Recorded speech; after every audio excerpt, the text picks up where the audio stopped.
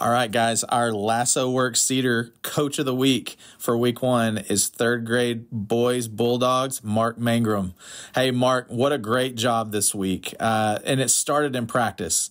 If you guys were able to watch Mark in practice, he comes prepared with a practice plan.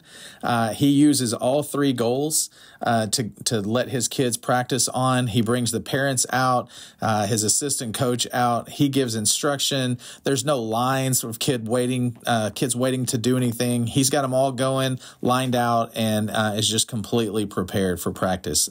Great job in practice. And then that translates into the game. I watched personally this week as Mark walked over to the other bench and congratulated kids from the other team, not just his own team, which he always encourages, but he walked over to the other team and gave tremendous encouragement to those kids and the opposing coach. Told the opposing coach what a great job he was doing with their kids. So just a phenomenal job of sportsmanship, a phenomenal job of being prepared, getting his kids ready to play in the game. And by the way, the Bulldogs got the victory over the Aztecs this weekend with Mark leading his team. So love the genuine character that Mark brings to the table and just how encouraging he is. So for his efforts, Mark Mangrum is the Lasso Works Cedar Coach of the Week for week 1. All right, week 1's player of the week goes to the 3rd and 4th grade girls, Sophia Anderson of the Cougars. The Cougars had a doubleheader this week. Yes, on their very first week, they had a doubleheader. And Sophia played incredibly hard on that first game. She ran, she played defense, she gave it her all. She hustled so hard, so much so that at the end of the game, as they were debriefing the first game and getting some electrolytes and a little bit of food in their body, Sophia got sick. Call it overheating, call it nerves, call it what you want to, but that girl had to go to the restroom. She had to handle her business, but that did not stop her from playing the second game. She played the second game just like she played the first game, and Sophia did an excellent job. Man, she ran so much, and she ended up pulling out the win for her Cougars on that second game. So, Sophia Anderson, you are the epitome of hard work. You did so well this week. You never gave up, and congratulations, you are this week's Player of the Week.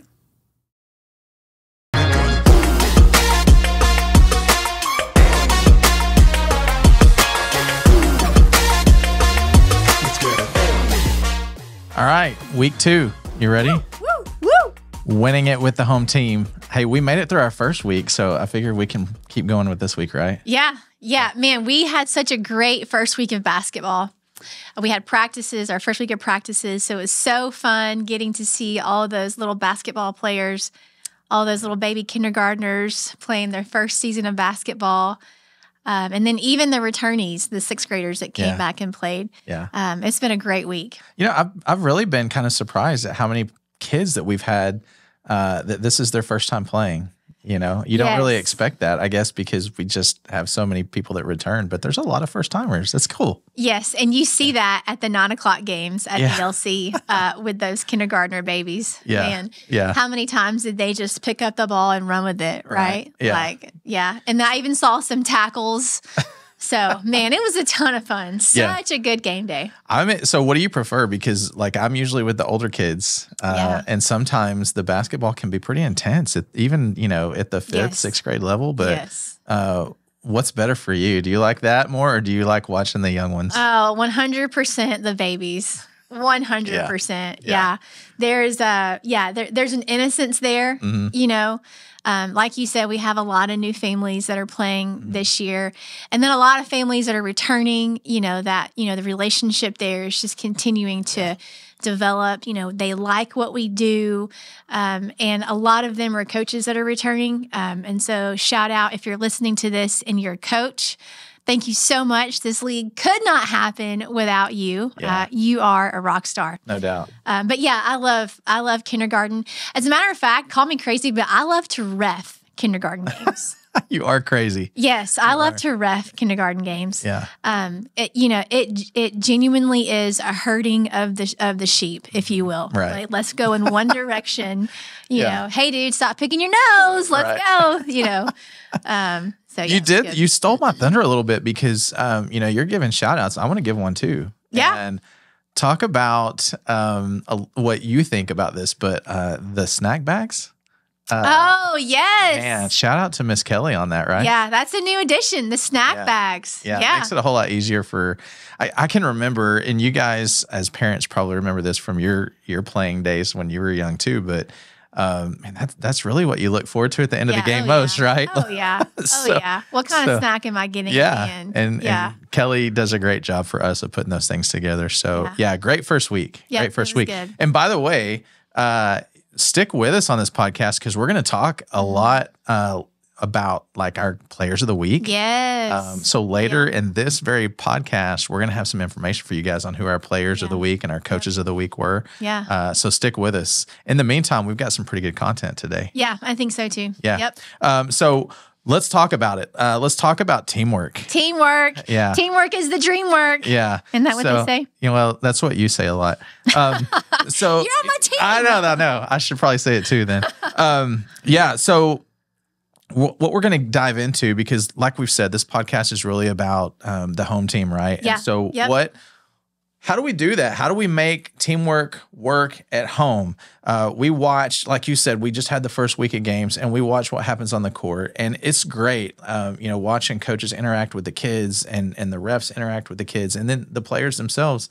The parents sit and they watch these games and they cheer on their kids. And then from the minute that you get in the car for the car ride home, how do we win it from there? Yeah. Right. And so we're going to talk about that today. And I'm just curious, I know we've discussed it a little bit kind of, pre-show today, but in your opinion, what's the most important things that go into that? What are the ingredients there?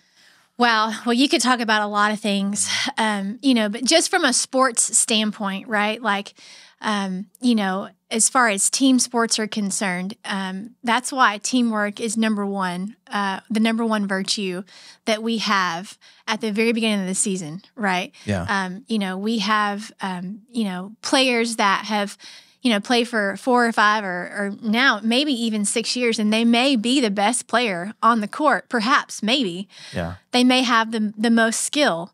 Right. They may know all the right things to do, or they may know more than, the kid that is just now playing. But it does take that component of teamwork to make sure that the team is gelling together. And I think teamwork, whether you're playing a sport or whether you're talking about the family, teamwork is a component that is continually learned. It is something that you're continuing to work on day after day after day. Right. And so I know this is not something that my husband and I have perfected at all. And, just want to continue to say that whether you have a spouse at home, or you're a single parent, or, you're a grandparent raising your grandkids now, you can have a component of teamwork in the home. Or the opposite end of that, you could have just a shamble of a home with no teamwork at all, which some days that's what I feel like. Right? Sure. And I think that's a good point, because I've already mentioned on this podcast before about how much we fail. Right. And we've talked a little bit about, setting boundaries, because those are important to do for our families, to make sure that we are winning it with teamwork at home. But man, as you're talking, I'm just sitting here thinking, everyone's not like me. Not everyone has 5 kids and a wife. Not everyone has a young daughter and a husband, right? There are single parents. There are grandparents out there that are listening to this. Everybody comes from a different walk of life and different experience. Yeah. But are there common denominators? I talk about the boundaries. How do you set those boundaries? What is it that we can say is common amongst all of those? Yeah. Yeah, I would say probably, it's your priorities that you have in place. Obviously I have a full-time job, right? Have wonderful husband who is a rock star all the time. Yeah, agree. He shout out, he does most of the cooking. That should tell you a lot about my cooking skills. Yeah. And then I have a 4.5-year-old. So specifically with basketball in mind, basketball is our biggest, most time intensive league all year around. So the 8 weeks of the basketball league, I would probably say that I'm home the least amount of time when it comes to family time. And so, but when I'm home, there's 2 things I would say that I try to follow in regards to boundaries. The first is that I get up an hour or 2 before Taya. Every single That's day. hard to do for a 4-year-old, right? So yeah, it is. Luckily, she's not in kindergarten yet because the school day starts earlier. Right. But there's these little clocks that you can get toddlers now or babies, and you can schedule the time in which the green light or the purple light or the light that indicates they can come out of their room goes off, right? And so for us, the green light comes on at 7:15 a.m. Okay. And so Taya knows, she can come out of her room at 7:15 a.m. Okay. Right. That doesn't mean that, of course she gets up and goes to the bathroom and, goes back to her room. So for me, that means that I'm up usually by, at least 5:30, either getting a workout in or spending time with the Lord really is a priority. I have to have that. Yeah. That helps you throughout your day, right? 100%. Even to, and we've talked about this before where, both of us are kind of introverts. And so Off even the scale. having those. How do we have our jobs? Really is what I want to know. Exactly. Yeah. But having to deal with, certain aspects of your job or even people, it requires you to have that sacrifice, that you're making to get up and work out or get up and spend that time with God. That is what enables you throughout the day. So that's kind of a tip for people, hey, it doesn't sound easy, but get up. Yeah. Right. Yeah. It's a discipline that I've learned that if I don't do, I'm not a happy camper around me. So I'm not a good leader. and I mean, you'll know it. You'll know if I've not spent, if I've not gotten up ahead of time and kind of had that, that solace, if you will, that time to meditate and pray. So that's one. I get up early. Yeah. I get up early.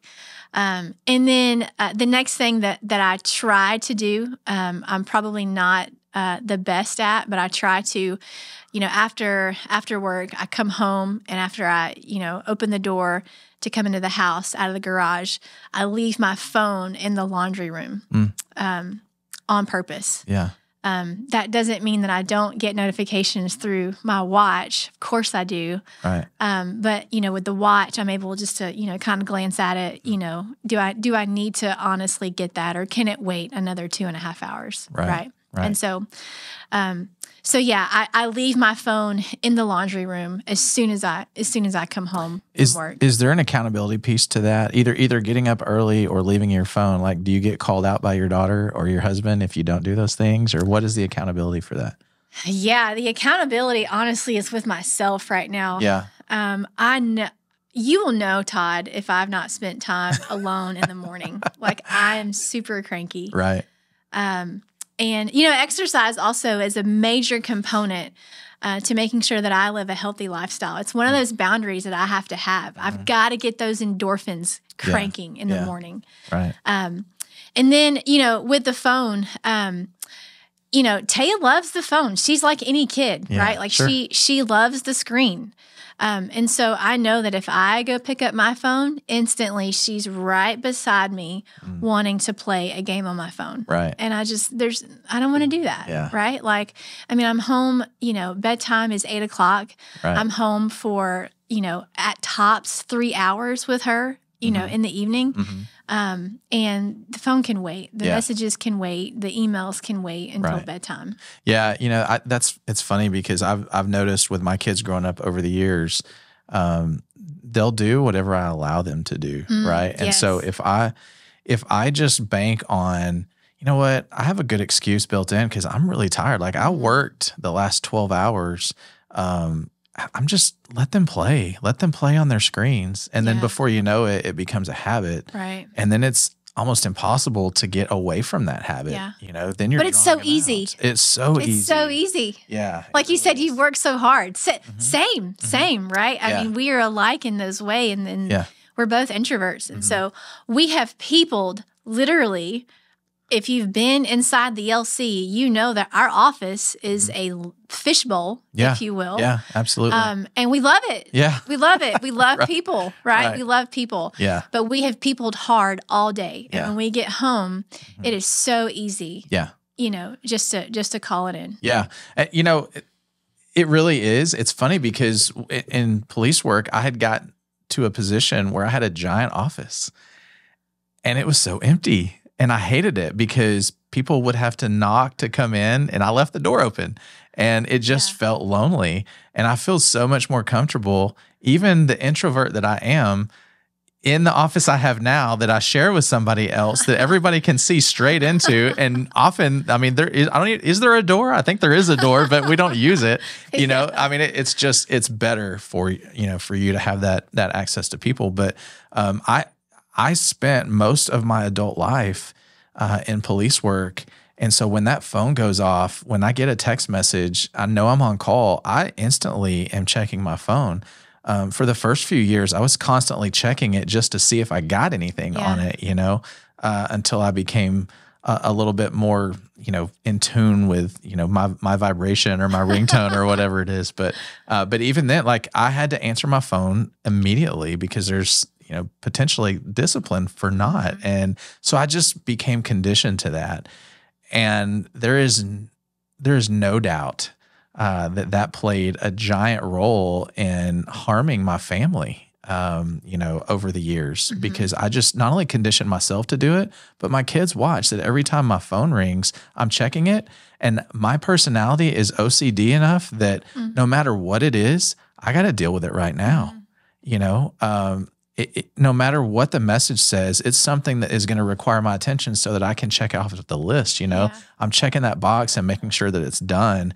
And then I delete it. You know, I get an email.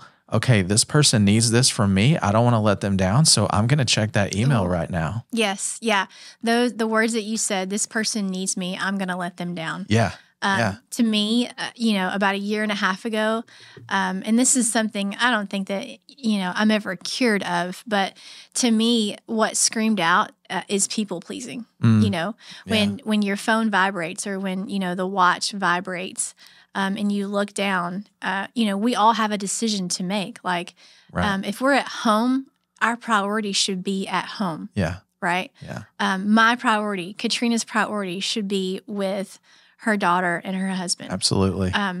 And to me, it was a matter of people pleasing. This person text messaged me. This person called me. I need to call them back ASAP. Right. All right. Now, you know, there's differences in an emergency that happened. Right. Sure. Like Yeah. I can step out and handle that. Right. But for the ticky tacky stuff, for informational purposes, or if someone's just wanting to chat, I've got to make sure that you know, that I set the priority straight. And that priority, you know, it's only 3 hours, right? Like at tops, it's 3 hours that I'm home with Taya in the evening. And that's not a lot. Yeah. And then you bring up the mom guilt, you know, and the mom guilt is so real, you know, in regards to I'm only here for 3 hours, but oh my goodness, I'm just so tired, right? Like, I'm going to let you off the hook on that because it's not just mom guilt, right? Like dad guilt is just as bad. And coming home tired at the end of the day and then your son saying, hey, dad, let's go shoot some baskets out, you know, in the driveway. And I'm like, man, I'm tired, you know, maybe tomorrow. Yeah. And then I'll sit there and lay with that guilt for the next 2 hours rather than just getting up and going and doing it with my son. And it's like, man, how terrible am I? And I think that I didn't figure out how much I was going to, you know, feel guilty about that for so long until later in life. And I just realized, you know what? these phone calls can wait. These emails can wait. These people can wait. And it's okay. Yeah. It's okay, because it's almost like, if my wife is listening to this podcast, which is debatable, but if she is listening to this podcast right Amy, now, you're awesome. She is. She's awesome. But she knows, and you said the magic words, people pleaser, because I am that to the nth degree. And it sometimes seems like the people that we need to please the most, we set aside to please others. Ouch. Yeah. And that just hurts. It hurts because it's true. And so I watch my children, or I watch my spouse that desperately need my attention for different things. And yet I'm making them wait. Yeah. And so I say all that to say, when these kids and these families get in the car after the game and they go home, I think these are great tips, for you, like getting up early and starting that routine every day, to really start emphasizing more. Hey, it's not just about the game on Saturday. It's a week-long thing that you really have to pour into your family. Yeah. Yeah. Yeah. We talk about teamwork and, what that means, within the family. Talking about boundaries, that's a component of that as well. But what about communication? Communication is huge as well. Because if you don't communicate your boundaries, right? So it's funny. I think back to, I was a hostage negotiator for a while. And when we would interview potential. That sounds like super. It's really not, because I did it. And if I can do it, Man. Dun, dun, dun, dun, dun, dun, dun, dun. But doing it, like when you were interviewing potential hostage negotiators, you would ask a very simple question. There were a lot of questions, but one of them that you would ask is the same interview question you get asked for everything, right? What makes you think you would be a good hostage negotiator? And most of the time, guys would say, I think I would be really great at it because, look, I've talked about this. I have a lot of knowledge of this. I can talk my way out of any situation, blah, blah, blah, and it's like, that's great. That's the wrong answer. The right answer is listening. Yeah. And the right answer is, man, I'm the best listener that I know. I'm able to keep my mouth shut and really pay attention to what the other person has to say. And so going through those experiences, you learn that body language plays a huge role. Yeah. Tone plays a huge role, more so than just what you actually say. And so the communication component is so important. It's so important. In fact, I'm going to tell a really quick story, and it's probably going to get me in trouble when my wife hears the story. But you know what, honey, I love you. I'm just going to go ahead and tell the story. But I had come in and she had made this chicken broth and it smelled so good. And she was like, hey, do you want me to put some noodles or dumplings in it with the chicken? And I was like, man, dumplings sounds really good. Like chicken and dumplings? Absolutely. Yes.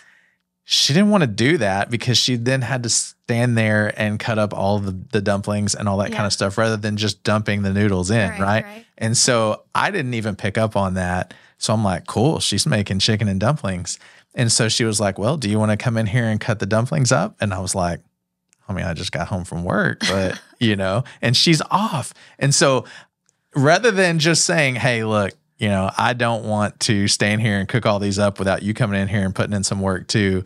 It became this game, right? Yeah. And so, and we laughed about it, afterwards because even the kids were laughing about it. But that's earlier in our marriage, like that could have tripped us up big time, because then there begins to be resentment and all that kind of stuff about, hey, I just got home from work and hey, I don't want to be the only one that cooks around here like Dean does. There's some resentment stuff that goes through there. But why we get through it is because we communicate on a consistent basis to say, hey, where am I wrong?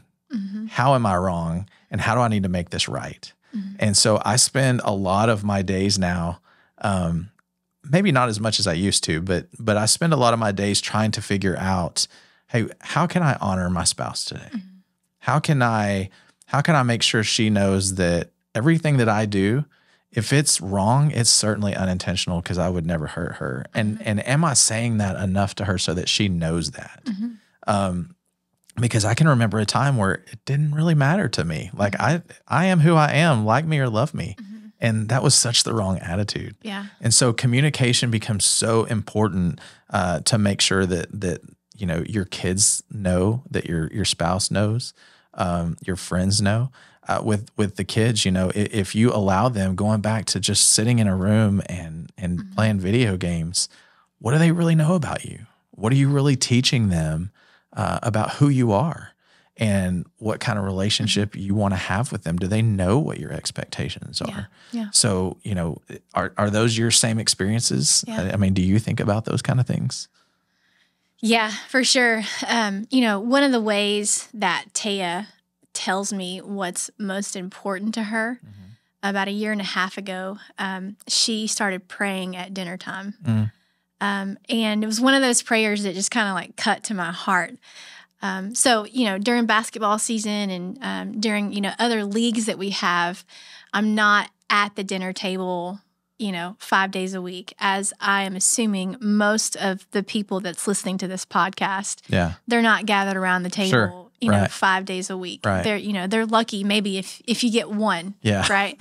Right. And that's reality.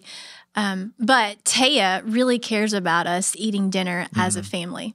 So much so that, so we sit down, the three of us sit down, we hold hands. She prays first. And one of the things that she consistently prays is, God, thank you so much for allowing us to have dinner as a family. Yeah. And man, talk about like cut to the heart, because, I'm not there all the time with them, right? It's like, that's what she values. Like she values time together. Right. And even when I think about the times in which, she asks to go back to, like she's always asking me, Mom, when are we going back to the beach? Or when are we going to go see, cousin Cody? It's during those times that we're together as a family. Right. Like it's the three of us. Yeah. She wants to go hang out with her friends, at Lucy's house or at her cousin Cody's house. But Taya has taught me a lot about setting boundaries in such a way that's family focused. Yeah. Don't you love how kids are able to teach us so much sometimes? Man, it's like, it's hard. Yeah. Like, it's like, man, I should know that. Yeah. I should be leading out in that, right? Right. But in the reality, sometimes she does. But you know what's great about that is, like, we take what our children do and we learn from that. And one of the things in your scenario that you're talking about is, what a great way to teach Taya that this is home. Yeah. That one of the things my wife has always said is, no matter what happens, what I want is for my kids to come home on Thanksgiving. And now we've got kids living in other parts of the country, and they come home for Thanksgiving. They come home for the holidays.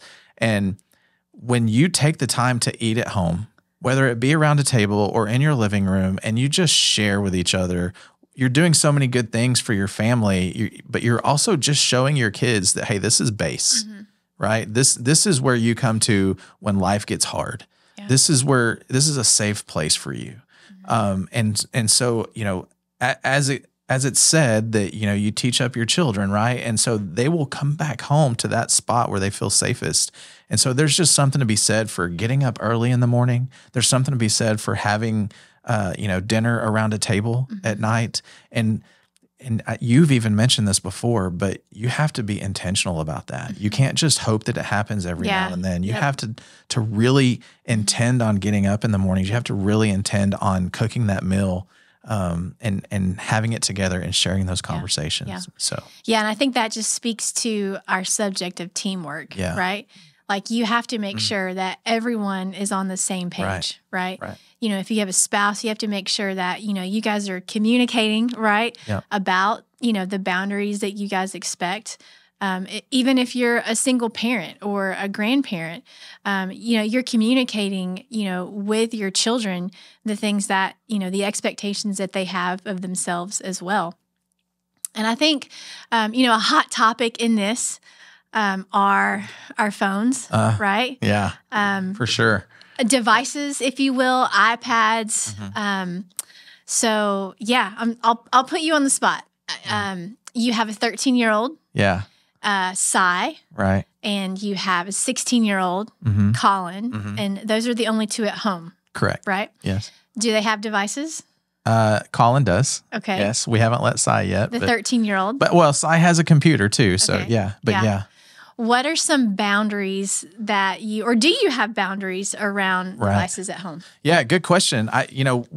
With both of them, I feel like they do a pretty good job of self-policing, and right now everyone's going, that's what you think, right? And I even think that about myself. Okay, Dad. But at the same time, like, no, they know, because from time to time, first of all, my wife is so good about routine and bedtimes, and and we check their phones every now and then, and we make sure that what they're looking at is appropriate. But also, we're not afraid to call them out, and we do, and say, hey, it's time to get in the living room and spend time with your family. There's been enough screen time today, and that happens on a pretty regular basis at my house.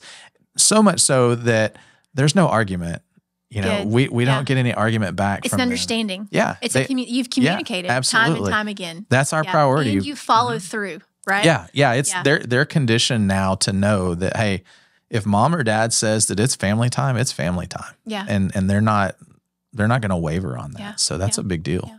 Yeah. So speaking of family time, right? You have teenagers at home. Yeah. Family time, devices down. Right. You think about, winning it with the home team in regards to teamwork and spending time at home and together. Let me ask you this. Do your kids like you? Do your kids like you, right? Because, I feel like, winning it with the home team, we want the home team to win, right? But what if the home team doesn't like each other, right? Sure. Like, what if it's there's that tension in regards to a parent and, a child, or, a grandparent and a child? Like, do your kids like you? Yeah. And how have you gained that trust, if you will? Or if it's not trust, what is it? Yeah. No, that's a great question. And I would preface the answer with that as my wife is famous for saying, look, I love you, but I do not like you right now. And so I think it comes and goes. But if you were to bring my kids in right now and ask them that question, every one of them, I think, would tell you, yeah, I love my dad. I like my dad. He's fun. Who knows? I mean, I think they like me because I'm funny with them, because I'm goofy with them, because I'm not afraid to be me in front of them. It might embarrass them sometimes. But you know what? It's just part of being dad. Yeah. And I think they pick up on the fact that I'm just going to be me with them, and they love that. Yeah. And so I think that's the whole key to it. You talk about teamwork. It is about building those relationships with them. We've mentioned you put coins in their banks, right? You put emotional coins in their banks so that when you have to make those withdrawals later, there's enough to cover it. And with my kids, my wife is much better than I am at a lot of things, but she's really good at this, where, she recognizes that you can't just be upset with them when they make mistakes every time, because they're going to expect you to be upset with them every single time. But if you spend enough time pouring into them, eventually that's going to pay off for you. Yeah. I've had situations that were, fairly important, where my kids have screwed up and have come back to me and said, hey, I just need to tell you what I've done. Yeah. And I think I take so much away from that, just in the fact that they were willing to step up and say, hey, Dad, I have really, really messed this up. Yeah. Instead of trying to hide it. Right. And I think that's where those relationships come in. Right. Yeah. Yeah. Taya is, she's 4.5, and her love language is play. Yeah. I tell her I love you all the time. I feed her meals. I take her to Chick-fil-A so that she can play. But Taya knows that I love her by how often I play with her. Yeah. That's how you figured out her love language, is by spending the time with her. Yeah, 100%. Yeah. And so, yeah, that's, and it's easy. It's so easy. You talk about, I'm a working mom, right? And so it's so easy to get home from work, eat dinner, and then just turn the TV on. And, I'm not saying that we don't do that. We do that, especially when the North Carolina Tar Heels are on. We're watching basketball. I assume that. You have to train a child up in the way they should go, right? So that's a part of how we're training her, is to be a Tar Heel. Yeah. But it's so easy to turn the TV on after a work day. It takes such intentionality, to, after a long day of peopling, to play with her the way that she wants to be played. Right. But I know that benefits her so much, and because it benefits her, it benefits me. Talking about those coins in the emotional bucket. Absolutely. I have been on the other end of that. I have been the dad that comes home and is too tired. If you were to go, it happens. Yeah, all the time. Yeah, it does all the time. And I don't want people to think that most people are like that. No, most people are in between somewhere. Yeah. And, and it depends on the day. And so I think the goal for us is to be more intentional about the time that we spend, and and you can take those steps, like setting your alarm to get up earlier in the morning. Yeah. I've talked about, one of the things that I think is cool is making your kids tell your spouse that they love them, right? Hey, have you reminded your mom today that you love her? That would be something. Yeah, you have 4 boys, right? Yeah, and 4 boys and a girl, and boys don't think about that kind of stuff. Yeah. Hey, have you told your mom that you appreciate her? Have you thanked her for cooking that meal for you, because she doesn't have to do that? Right. And so being intentional with our time, and our emotions, I think is so, so important to making the whole team benefit at home. Yeah, that's good. So, all right. Yeah, this is a good conversation. Yeah, I feel good about week 2. Yeah. Well, let me ask you this one thing. Yeah. If you were to challenge, our listeners, what is one thing that you can do to make sure that you're moving in a direction to where you are trying to get your home team to win?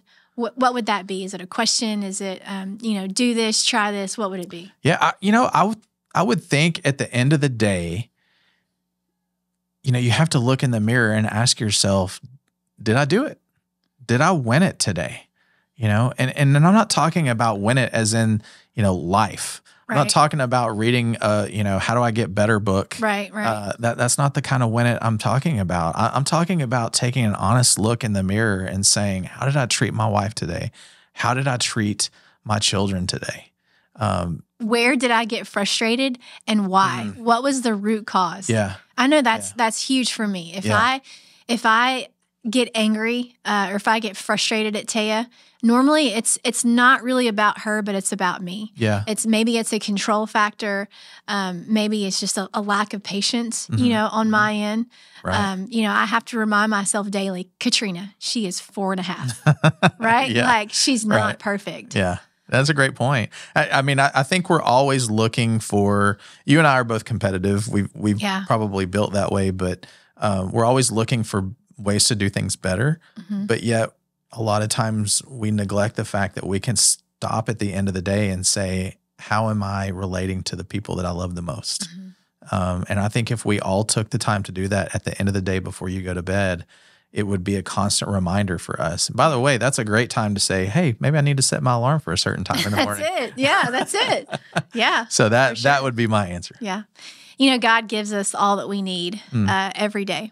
He gives us the patience that we need. He gives us the wisdom that we need and the strength. And, going back to, why I am intentional about getting up and spending time in the Bible and praying to God. I know that I can't do it on my own.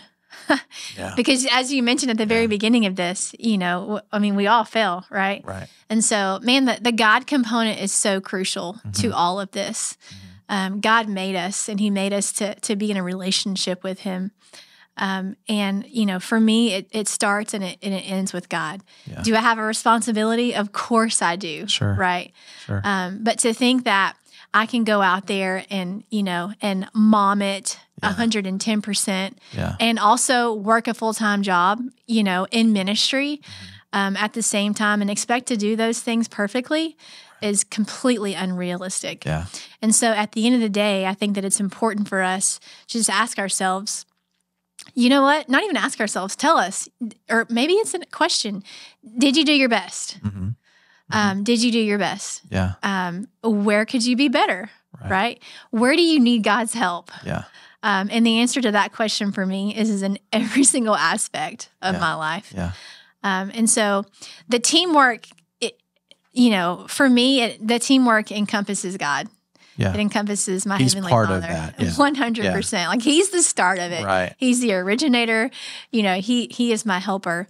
And so, that God component is crucial. Yeah, I agree. You mentioned earlier, even with the exercise at the beginning of the day, taking that time to spend with God. If I don't do that, when I was my commute was 30 minutes almost every day, and that was my time. Now my commute is 6 minutes. Yeah. And so I have to spend that time in my Bible. I have to spend that time in a study of some kind, in prayer, because if I don't, I feel almost like I'm leaving the house naked. Yeah. Like I know I'm not ready to start my day, right. Because I'm not starting on the right footing. And so for me, that's extremely helpful. Yeah. Yeah. For sure. Well, we want you guys to, we want your home team to win. Everyone wants the home team to win. And so thank you so much for joining us as we talk about teamwork. Whether you're married or whether you're a single parent or whether you're a grandparent raising grandkids, you are not alone in your parenting endeavors. We're a part of your team, and we want to be a part of your resource. So we would love to hear your feedback and all the questions. And maybe if there's things that you do in relation to boundaries or points of communication, we'd love to hear from you because I think that we've said it enough times. We're still learning about this, for sure. and we're not perfect. Yeah. But we do know the one who is, and his name is Jesus. So thank you guys so much for joining us on this episode. And we'll see you next time. All right. Have a good one.